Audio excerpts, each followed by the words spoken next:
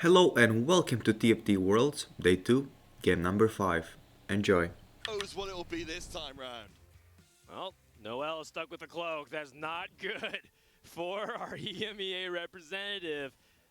I saw someone run for a tier, and I'm just gonna guess his title. Right, it's probably title. A player that also, by the way, 51 points, basically guaranteed as well. I think if he gets a 7th, he is hard guaranteed, but an 8th place would theoretically tie him with some people. I think, so we have two players who have been pretty much gotten to that break point, but a lot of players who are just narrowing the outside. I mean, we've seen a lot of decks perform well, like Kaisa, Shioyu, Zaya, but I am really surprised that Title managed to get all the way here, top 3 World Championships with a Lagoon deck. That's Yeah, amazing.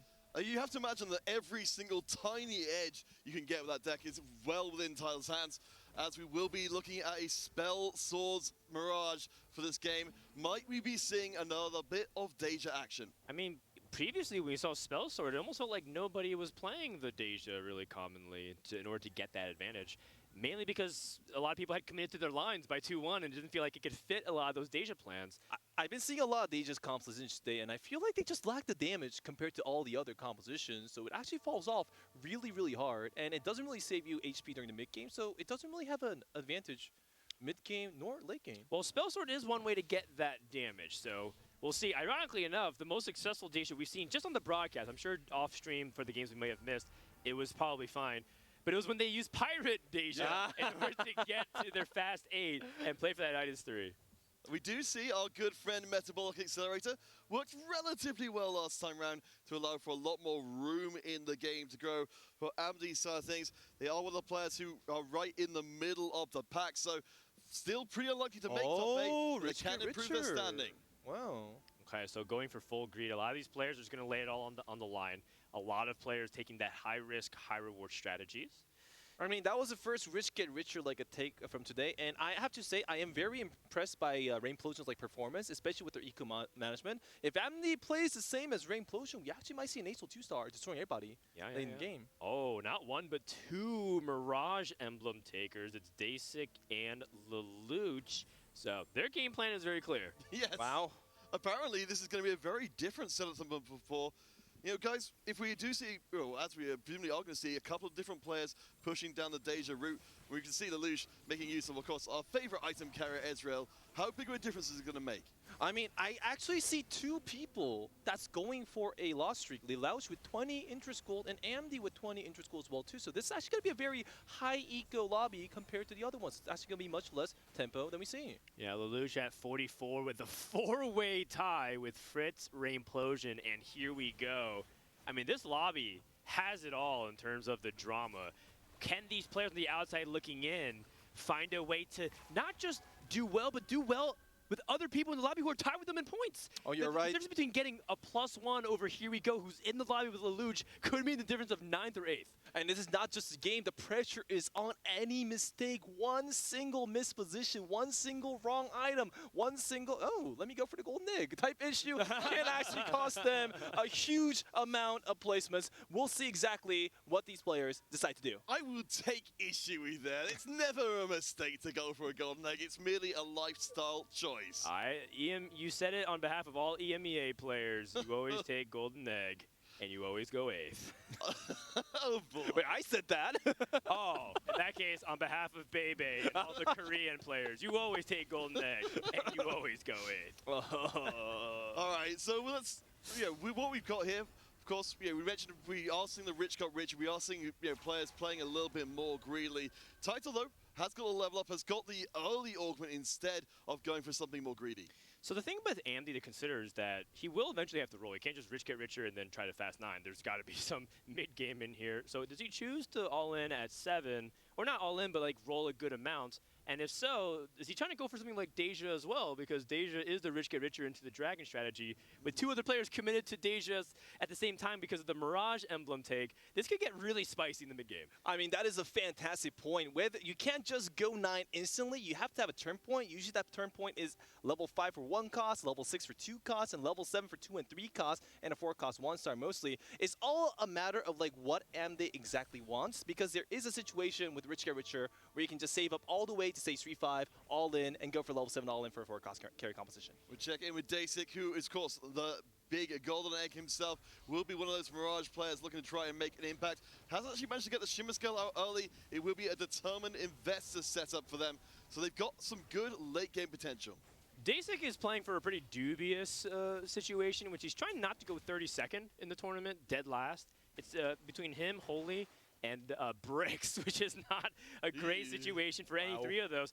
Dasik wants to play for pride, because if whoever goes last here, you know that his friends and his rivals will never let him hear the end of it. I mean, during day one, it was always like, wow, it seems that a Korean is actually advertising themselves really well to the world at 32nd place. But Good finally, days popped off, though. we're out. Thank you. Thank you, Dasik. Appreciate it.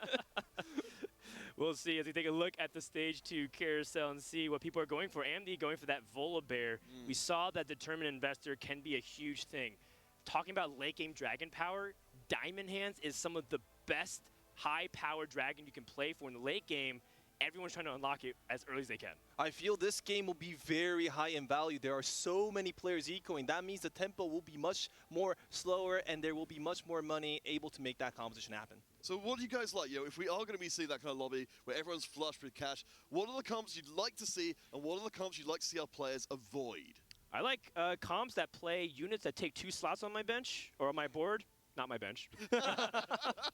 That seems like golden egg, actually. But yeah, I think that overall, just dragons are the name of the game, or a really high power version of some kind of 4-cost carry, whether it's Graves or Zaya. Well, usually I would recommend composition like Zaya, but in a lobby with so much economy, as we said earlier, has a chance to get units like Aoshin and Acel at the ready, which does kind of counter Zaya. That's true, and Diamond Hands makes Zaya even more difficult to get through. Much more difficult, that is correct. Yeah, that's a good point. So I actually might expect to see a few more like cheaper level 6 or level 7 roll comps, like a Grave Seraphine, or maybe like a 2-cost, like a 3-star, like relevant composition to get the advantage. I like it. I think Baby's convinced me. I kind of move away a little bit from what I was saying.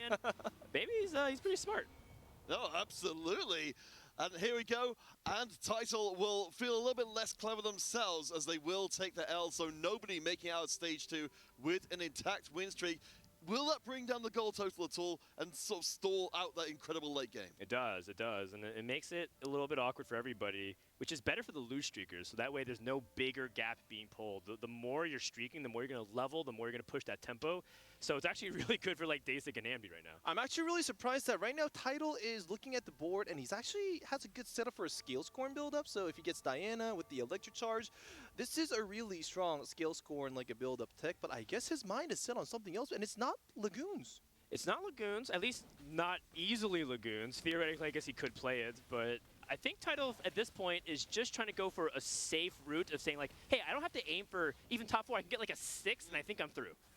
No, absolutely. Consistency is key. And this is, of course, you know, the gift of playing this tournament structure, to play with the best players in the world. You're in such a different situation you'd ever be playing on ladder. I mean, I guess right now Title is considering going for Deja mostly, just as you said. There are, however, 2 Mirage spats in lobby, so I don't know how viable that'll be. Add him in. 4 Deja players, why not? Starting to look like North American solo queue. So we have that, and if there are multiple Deja players, then what's going to happen is that a lot of 4-costs are going to be contested, so it does make it easier for other players to get their 4-cost carries online, such as Seraphine Graves. All right, we've got a little glimpse into the comps that are being run across the board. Ronan, any of these leaping out at you? Well, Noelle has a really interesting start, particularly because Noelle started with True 2s. So we had a 2-star Senna and a 2-star Lilia. Wait, is that a second copy of Senna 2? Yo, I would True 2s. So there is really dark tech. When I'm talking about dark tech, it's like the really underground comps that people don't play. Senna reroll actually did show a little bit of promise, but most people are not playing that. Would you gamble $100,000 for Senna 3-star? No, absolutely not. And Noelle's on the outside. He's at 42 points. So it's like, I think he's just playing it temporarily. Finds nice. Oh, nice. Come on. That's huge. We do know it's a tournament investor, so it won't be a big, immediate power spike, but certainly a decent front line. We've got, of course, a Dragon's Claw to throw into it. That will be an item that's very hard to shift, but Noel still has to try and put together some kind of winning formula. And that was a beautiful sell in the Lilia. Usually people that take Truce 2 actually don't like selling their augments, usually. But he is in a situation where he is strong enough to start ecoing, and that Lilia is something that was prohibiting for that to happen. All right, going up against Dasik, who has Diamond Hands at 6. He's going to have Diamond Hands as soon as next turn, which is going to be really powerful and help him spike in power. And he has that Rage Blade. He is gunning for that Deja. So we'll see if Noel can get ahead enough, because I don't know what Noel really wants to angle for with his current setup. He could theoretically play anything. He has a Giant Slayer and a Dragon's Claw. What composition doesn't really want to have something like that? He wants to go for something everybody wants. Deja. Deja for you, Deja for you. Let's The go for answer Deja to every together. question apparently will be Deja. A small update, though, on what our players are doing as we will be grabbing our next augments. So we have seen gold so far. We might have a little bit of a change of plan if people are thinking that the Deja's too contested. 2 golds in a row. You know, Megs was saying she wants to see triple prismatics. Sometimes golds are just as swingy as prismatics, and double golds with things like preparation that I see or better together could lead to some really powerful combinations. Usually triple gold like augments is set up in a way where you go for triple combat augments. What do you see? I see Andy with a Deja in the bottom left, by the way, and he picked a Mirage Crest. That's 3 players who took Mirage Crest. Yes! We're here for it. All Dejas, all day. I mean, this is really... What is? It's the same board. Just copy and paste it 3 times. This is a Spider-Man gif where everyone's wearing the Spider-Man outfit and they're pointing at each other next to the van. Again, thank you, production, for reminding us. It is Spell, Swords, Enchantment, so we will be seeing the big old Deja impact all the way across. Noel, again, puzzling us with their approach to this game. It's still 42 points, a solid position to make a leap from. This is going to be the most skill-based result in the game. Yo, you're a Deja, I'm a Deja, that's fair, right? It's a mirror match, 50-50. Mano a mano, right? So the player that wins here will be actually the best Deja player in the world. Yeah, I guess so. I mean, Andy's the best Deja player currently. Wow. We'll see. It's an ongoing development. Oh my Wow. goodness. Yes! All the sugar skill items. Second one. What's that? Oh, was it? Come on, put it in. He doesn't even look. Okay. He doesn't need it. He's got Deja anyway. Cool right? guys don't love explosions. Well, I guess like in the long term, he's not going to go 5 Shimmer anyways. But if it was Goldmancer or something, I think we would want to play that. Yeah, over if it was the Golden random Mancer, that was doo-doo. first place for sure. I think that was an unusual mistake there from Amdi. But he knew it wasn't Golden Mancer, right? Yeah, okay. Yeah, just he knows. knew it. He knew it was He knew Draven's Act. He In his just heart of didn't forget. hearts. I VOD review with Andy last night. He actually asked me to go over his games to prepare for day number 2, and no one is more critical about his own mistakes than Amdi is. He's up there with the best in terms of self-reflection. He's definitely going to go back and think about what he could have done better that time. Well, there's no better way to self-reflect than having Deja on every single side of the board. Quick reminder about our players coming in. So Title currently on top with a mighty 48 points. Clean right there. Oh, Baby! Perfect. Title tried to build that out, but it wasn't good enough. We've got Here We Go and Lelouch both on 44. It's still a really, really close lobby to each other. And as we've been talking about, with everyone playing so close together, we could still see some pretty big swings. Oh, Andy gets the Gunblade. That is so big for his Deja to heal up the itis, and he has both of those pieces. He's in a good spot. What about Noel? Takes a belt so he can combine and make it to a Morello or start working on other things. And then there's players like Slooper, who has been gravitating more and more towards Zaya, and he has that opportunity to build items for it. But I'm curious what's going on there. Not to mention Kyvex, who we haven't really talked about much, a player who's been lose streaking all day. This game, he's win streaking. Interesting choice for Super here. He has Ascension, and he actually took Preparation as a second, like, augment. I guess he just wants to force Graves because the composition actually benefits a lot from AP and AD. So his direction is set. His economy is at 40 gold, 2 loss streak. So he's win-losing, but he has over 100 Lagoon stacks. That's good economy from his side. Well, I guess I can then put the question to you guys. How does Graves Seraphine do into Deja? I mean, it can do pretty well. It depends on the setup and when you're hitting, but it also kind of depends on how strong the Deja is. With Diamond Hands, it's way harder. You're looking at the Pantheon, the Graves getting stuck there way longer. I feel like it's going to be an Edge and Knight difference. Whether Edge and Knight like correctly takes off the aggro from like a Deja to Graves, and that is just enough for Graves to finish off. I feel like that will be a core fact to consider. And you look at how itemization has shifted in this tournament, even when so many people are prioritizing things like Dragon's Claw on their frontliner. Maybe instead of Zac, You're putting things on Pantheon like a Dragon's Claw Vows to keep him really tanky up against the Deja with Spell Sword. Don't allow them to ramp up quickly. Find a way to blitzkrieg their back line. But to your point, it's going to be pretty tough there, kind of thing. Titles? Oh, wait, what is that? What's going on in Lobby 1? Some sort of shenanigans.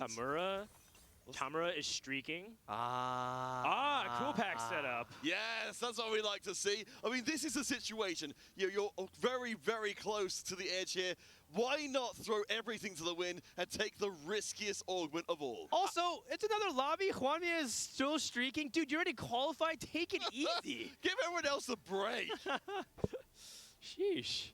Okay, now if you look back to our game, then that was actually a really neat tech. Well, full win streak like a Cruel Pact. We are looking at Slooper's board versus Here We Go. Here We Go, it's also the same tech. It's either Deja or Graves in this lobby. Wow. So far, we have 4 Deja players, at least they were angling it, 2 Graves players. So it's going to be just Graves and... Kyvik's doing whatever Kyvix does. Okay. Things.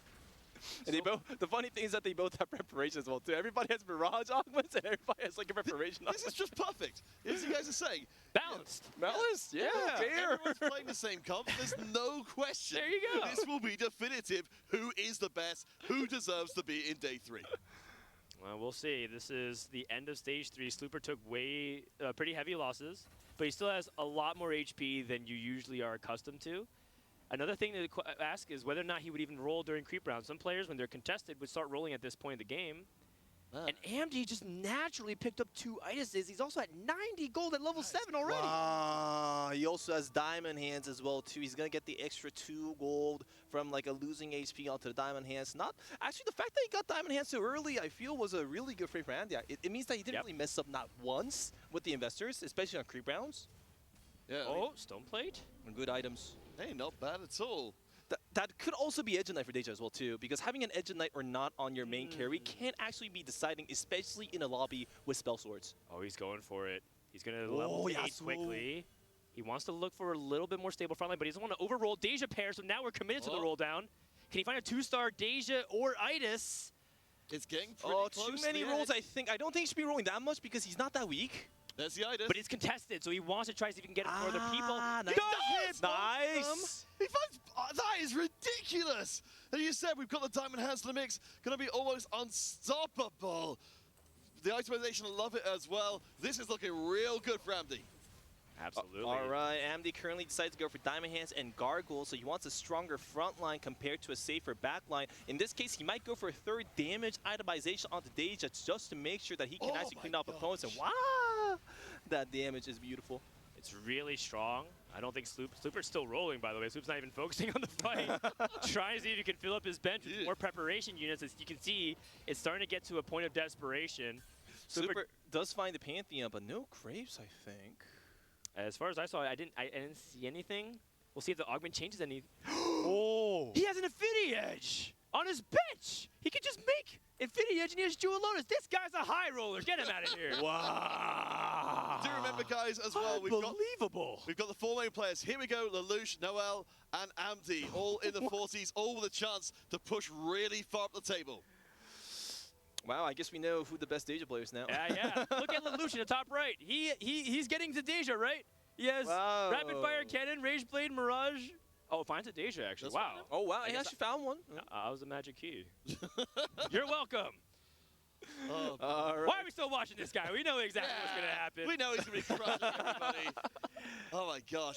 I'm actually curious what Kyvix is playing. He's still streaking on the other end. The USA players bookending and sandwiching this entire lobby. Kyvix actually having a very long win streak so far. He's currently at 92 HP. I am also very curious. We're looking at Noel's board, though, and Noel on the opposite side has a great 2-star. Yeah, and an Idis 2-star. It's almost like he's borrowing from each composition. It's like, oh, you want to play Graves? I'll take your Graves. Oh, you want Idis Deja? I'll take your Idis.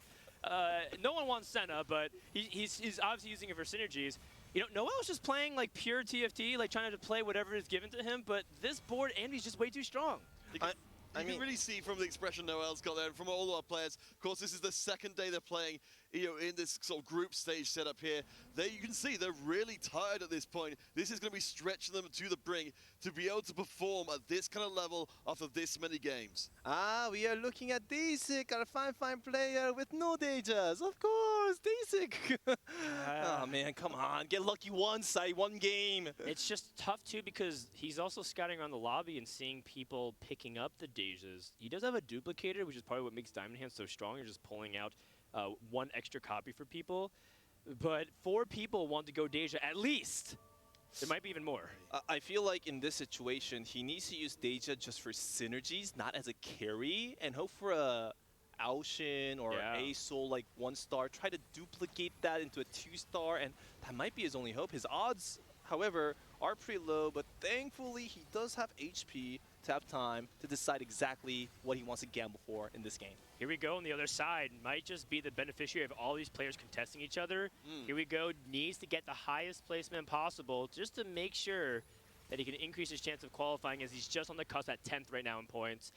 This clump has actually been very effective to just kill off units. Yes, he's not winning the fight, but he's just trying to rack up. Look at how much gold he has relative to Slooper, who sent everything in order to get that Pantheon. I mean, this is why Dasik's such a good player. Like, he didn't really find everything that he wants like Amdi did, but still, he knows exactly how to minimize his losses and make best of the situation. That's why he went for that Volley Bear with Spell Swords. That's why he itemized the Volley Bear, and that's why he's greeting interest gold up to 30 to make that happen. Taito's at 29 HP. Huh? He's at 48 points. We talked about how Taito just has to kind of avoid like a 7th or 8th, and then he should be good to go. He's on track to go 7th or 8th. What a devastating loss it would be to get so close to the top 8 and to peter out here.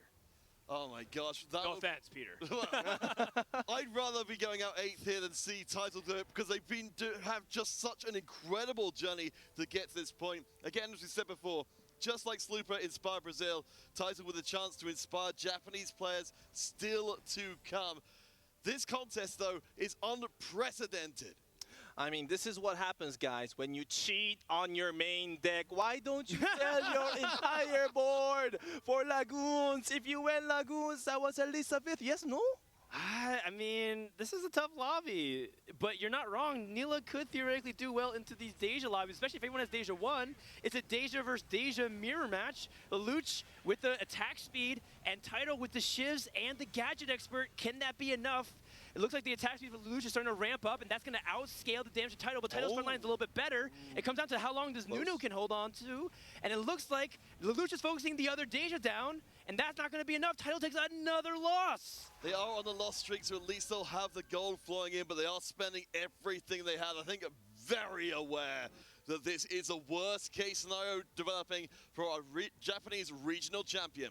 I mean, this is what happened with like a Title here is, as we said, he has a very high place on the leaderboards already, so he just wanted to get a safe top 4. That's why he picked Electric Charge, a very safe HP saving augment into like a Gadget Master. But it didn't turn out to be strong enough for him to save more placements. Yeah, and like, where's like the Jade Shio? Like, surely you could hit it while everyone else is going for Deja, and Electric Charge can help you get a safe top 4, or at least try to push for it. But alas, we are committed. Speaking of commitment, wow. Kyvix once again with the Mage Namzi just wants to put on one more show. I mean, it's going to be fantastic with everybody clumping up with the backline units. We'll see, of course, the big cast coming through.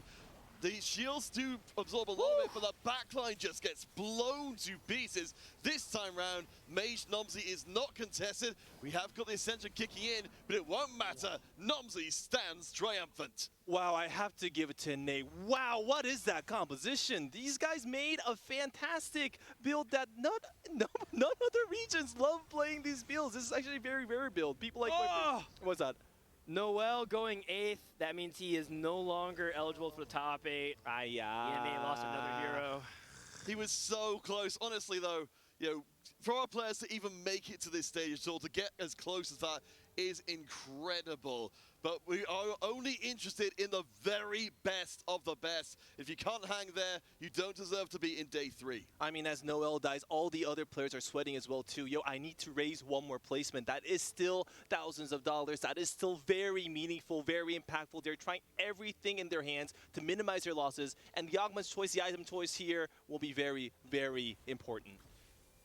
Well, taking a look at if people are able to get the idle setups, Lelouch just hit Deja 2. I saw triple Zeeks for Here We Go. Speaking of item situations, Slooper was able to get something going. Can Lelouch find a way to pull himself in? I believe he is the last EMEA representative that can make the top 8, if my calculations are correct. He's fighting with the entire region's pride on the line. Yeah, I mean, certainly our regional champion does make sense to be the person to stand when all others have fallen before them. Lelouch has got the set that they need. They've got all the attack damage in the world, and they've got a dual gauntlet to multiply up all that spell sword AP. Now, we did joke that it's going to be about like all Dejas with the Spider-Man meme, but it actually is really skill-based. They need to decide exactly what the good, best support unit is. They need to position their CCs in a way that can negate the enemy Dejas, and there's actually a lot of decision-making involved to get ahead of the other Deja players. It's true. The itemization does seem to be better for Dasik, but the raw power from Lelouch, just having 2-star Deja and having 2-star Itis, is just a little bit too much here for Dasik.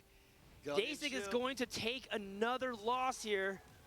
But speaking of losses, I just saw Is he out? Title taking 7th. Oh my Is he out? That means he gets 50 points. That means that his That's dangerous. is dangerous. That he's not guaranteed out, Oh no. but he's on the chopping block. Yeah, that's going to be such a big difference. Of course, you know, there's still going to be calculation to go. Lobby 1, what have you got going on? Rainplosion, the North American player that can make it to top 8, is also still alive, but she has a golden egg on her bench. Yes! She's sending it for all for a chance to make the final lobby. That's what we love to see. That egg, I think, is just about ready to hatch. So hopefully we'll keep our eyes close there as we have at least trimmed out the bottom 2 players. Slooper is still holding on, but it's going to be a narrow thing against Lelouch.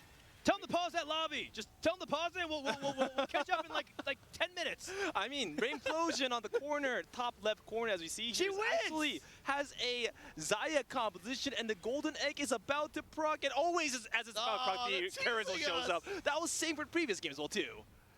Lelouch will be, I presume, taking the win there. This That is will huge. push Slooper down to almost elimination Should we just switch territory. lobbies? I mean, both lobbies have a lot at stake. Lelouch with the big win. Slooper and Dasik taking losses, and their losses, Lelouch's gain. Can Dasik sacrifice himself maybe here for EMEA? But it's not going to go down easy for any of these players above them. Brain's X here. What are we gonna get? Golden egg. Golden egg. Egg. 2 versus Nature's. Oh my gosh, 2 tacticians In a crowned. Zaya dick. And that allows her to cap out really high. Also opens up another possibility of capping out with 6 Dragon if she wants to. She's so strong that she can also just go for level 9 on the spot. She does not need to invest any other gold. I'm actually very excited for that lobby. Let's go, Rain! All right, let's get back to our lobby though, because Slooper is still fighting for their life.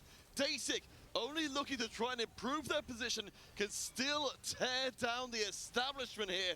We've still got a good backline.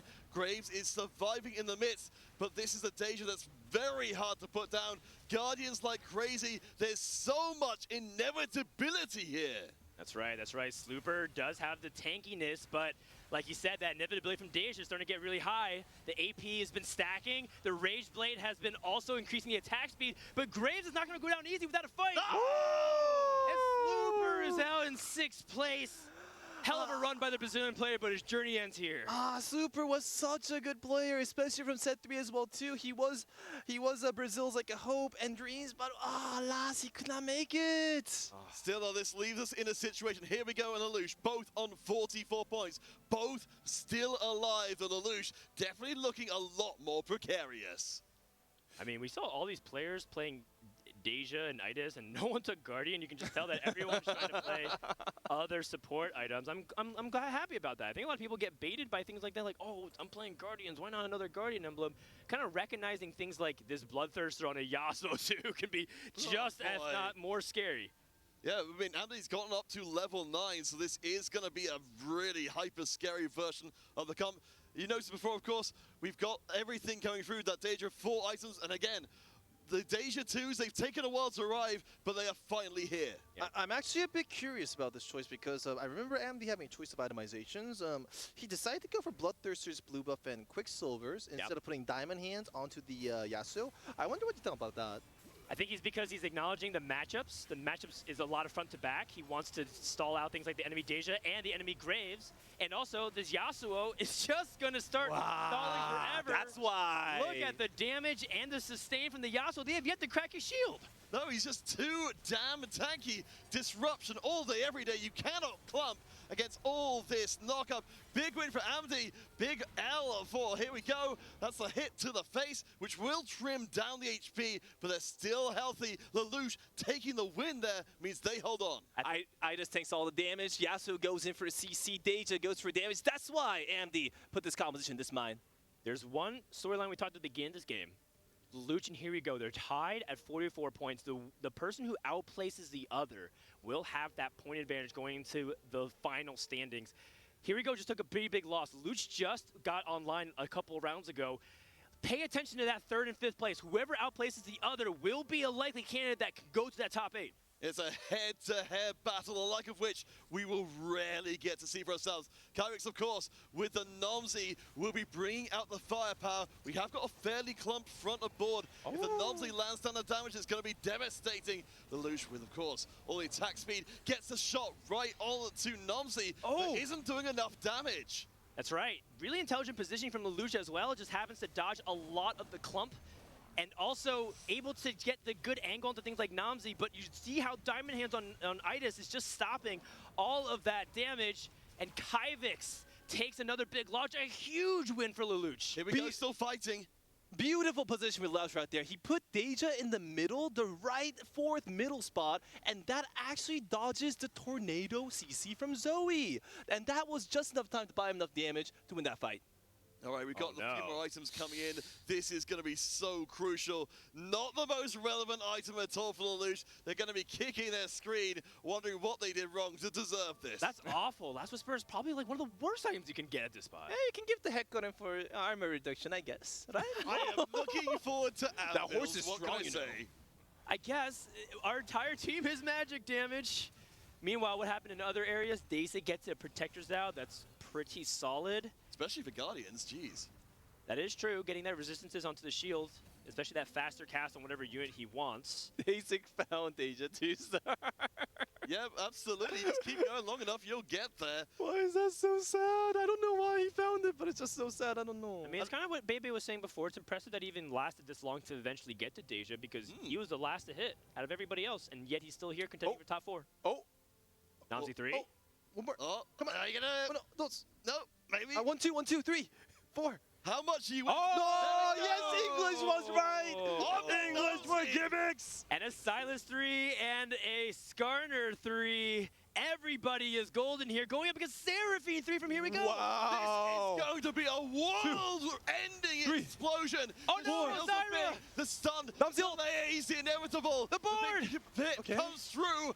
They're so low. One more shield could save them. Nomsy is still alive. The cast. Oh! Graves versus Namzi. is gone, but Graves is still alive.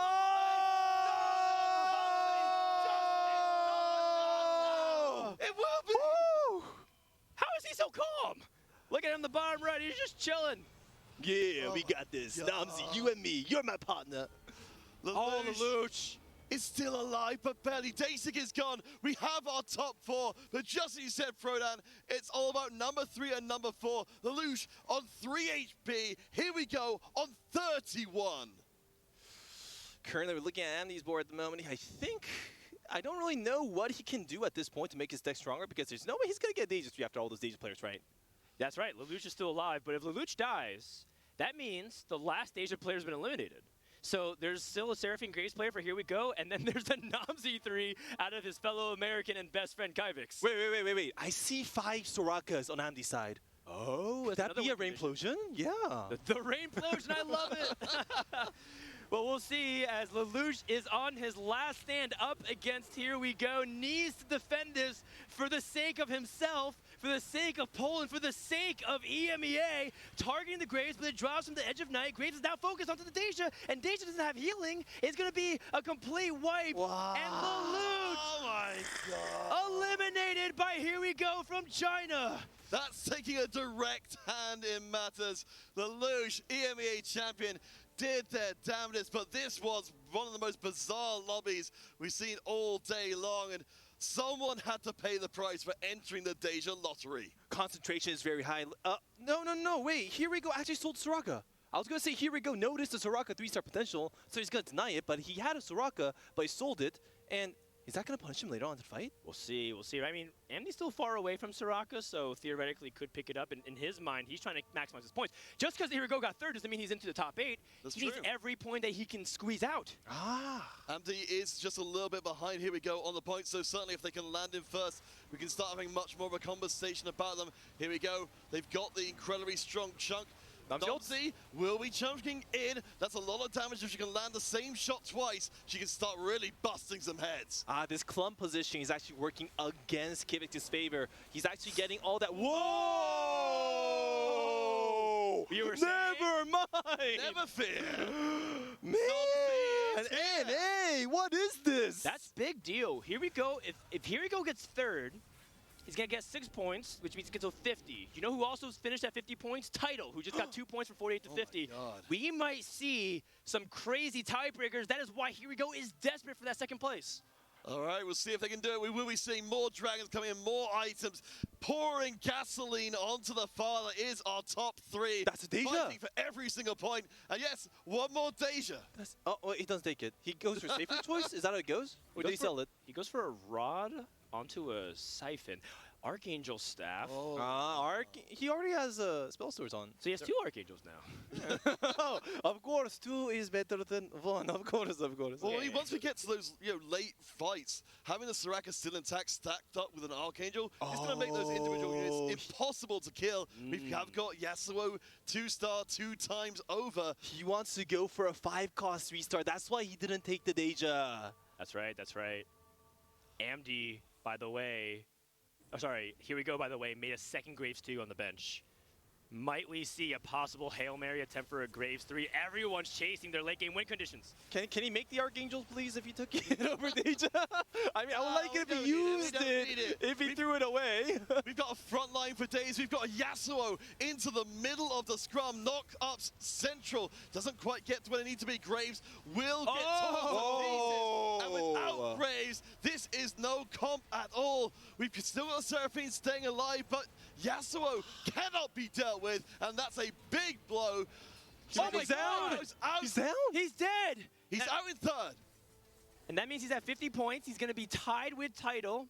And they actually taking rank 1 and rank 2 for this lobby. Oh, they waited way too long for this. They went 1-2. They're best friends. They're practice partners. They've known each other for way longer than TFT's been around. They were, I believe, from college. Wow. And so this friendship has persisted to the very end, and they get to play each other for the last laugh and bragging rights for probably the rest of their lives. They are actually going to contest friend versus friend in this situation. Of course, for Amdi, it is better since he does have more points. He actually has a good odds of getting into top 4-8 if he wins, and his board is significantly stronger. Let's see what Kivix does to maybe prevent it. Oh no, the Zephyr lands on the Nomsy. That's not the start you're looking for. Nomsy's taking a little holiday up in the air, but will be back down just in time for Christmas. What this has allowed is for a little bit more time for Deja to stack up. We know those crits are huge, tearing through the team. Ascension will kick in, but the stun again keeps Nomsy from doing the damage he needs. Yasuo getting onto the backline. Nomsy is still alive. The damage is ramping up. Come on. The aggro is taken. Nomsy 3 is gone, and that will be an end of it. Kivix